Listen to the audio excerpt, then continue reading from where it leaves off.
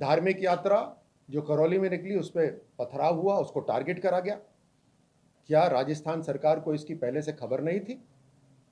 ये तुष्टीकरण की राजनीति क्यों हो रही है? और ये पहली बार नहीं हुआ, ये 12 जिले में, छबड़ा में भी पिछले साल हुआ था। बीकानेर के अंदर जो धार्मिक यात्रा निकल रही थी उस पर धारा 144 लगा दी गई। कोटा के अंदर कश्मीर फाइल्स, जो पूरे देश में देशवासी देख रहे हैं, जागरूकता आ रही है, उसको दिखाने के लिए वहां पे धारा 144 लगा दी गई। ये केवल तुष्टीकरण की राजनीति हो रही है, उसका नतीजा, उसका नमूना है ये राजस्थान के अंदर। चार्टर प्लेन भेजने की बात करते हैं ये, जब ये चार्टर प्लेन की प्लानिंग कर रहे थे उस समय तो करौली में घटना हो रही थी। फिर राजनीतिक षड्यंत्र और राजनीतिक अपने चालबाजी को पे समय ना गंवाकर अगर लॉ एंड ऑर्डर पर ध्यान दिया जाए तो शायद राजस्थान का भला हो जाएगा। आज कहते हैं कि हमें हिंदू होने पर गर्व है, बड़ी देर में याद आया। और आप तो कह रहे हैं कि हिंदू होने में गर्व है, लेकिन आपके सभी विधायक तो कह रहे हैं हमें गुलाम होने पे गर्व है, हमें गांधी परिवार के गुलाम होने पे गर्व है। और साधारण किसी छोटी सभा में नहीं कह रहे, विधानसभा के अंदर रिकॉर्ड पे कह रहे हैं। राजस्थान ने क्या इस तरह का सत्ता में इस तरह के लोगों को बिठाया है जो लोगों को तो भ्रमित करने की कोशिश करें, लेकिन अपनी गुलामी छाती ठोक कर एक परिवार के सामने पेश करें। अगर आंकड़ों पे जाएं आज राजस्थान में, और ये मेरे आंकड़े नहीं है, ये पूरे देश के आंकड़े हैं, तो रोज 11 लोगों की हत्या हो रही है राजस्थान में। हर रोज 11 लोगों की हत्या हो रही है। हर रोज 21 महिलाओं और बच्चों का अपहरण हो रहा है। हर रोज 21 महिलाओं का, हर रोज 18 बेटियों के साथ दरिंदगी हो रही है। एवरी डे 18 बेटियों के साथ दरिंदगी हर रोज हो रही है राजस्थान में। क्या लॉ एंड ऑर्डर है?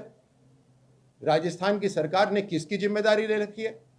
सिर्फ सत्ता में बने रहने की जिम्मेदारी है क्या? पूरे देश से कांग्रेस हटती जा रही है, और ये इसलिए नहीं क्योंकि भाजपा का नारा है कि कांग्रेस मुक्त भारत, ये इसलिए क्योंकि आप सेवा से, लोगों की सेवा से दूर हो गए हो, और राजस्थान उसका उदाहरण है। खुली छूट दे रखी है मुख्यमंत्री साहब ने, सत्ता में बने रहने के लिए खुली छूट। लूट करनी है लूट करो, पिटाई करनी है पिटाई करो। उसका उदाहरण देखिए, किस तरह से एक कर्मचारी ऊपर से नीचे तक हड्डियां तोड़ी हुई हैं, उसकी अस्पताल में पड़ा हुआ है।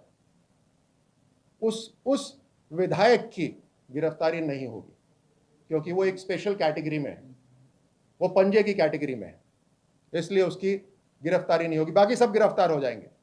ये इनका लॉ एंड ऑर्डर है। इस तरह की पूरे राजस्थान में घटनाएं हो रही हैं, और अपनी जिम्मेदारी छोड़कर ये जो महंगाई की जब बात करते हैं, ये कोई नया नारा नहीं है। ये तो जब से भारत आजाद हुआ तब से महंगाई हटाओ का नारा देते आ रहे हैं, लोगों को भ्रमित करते आ रहे हैं। लेकिन अब जनता भ्रमित नहीं हो रही। अब सोशल मीडिया का जमाना है, हर व्यक्ति जागरूक हो गया है, कोई बात जो होती है छुपी नहीं रहती। और इस कारण से ये महंगाई हटाओ का जो अब ये ड्रामा करने वाले हैं, अपनी जिम्मेदारी छोड़कर सड़क पर उतरने वाले हैं, ये तमाशा के अलावा और कुछ नहीं है। क्योंकि अगर इनको वाकई महंगाई की चिंता होती तो राजस्थान पेट्रोल की कीमतों के अंदर देश में नंबर 1 नहीं होता। आज राजस्थान पेट्रोल डीजल की कीमतों में देश में नंबर 1 है। वैट, ये राजस्थान का वैट है, ये केंद्र सरकार का नहीं है, राजस्थान सरकार का वैट है। हर राज्य सरकार अपना अपना वैट लगाती है, अपने हिसाब से लगाती है, और सबसे ज्यादा वैट, और ये भी मैं आपको बता देता हूं, ये जो भ्रमित करने की कोशिश करते हैं कि ये डायरेक्टली रिलेटेड होता है कि जो केंद्र सरकार लगा रही है, बिल्कुल गलत। ये इनका खुद का लगाया हुआ वैट है, और देश के अंदर सबसे ज्यादा है। तो ये ड्रामा किस लिए कर रहे हैं सड़क पर?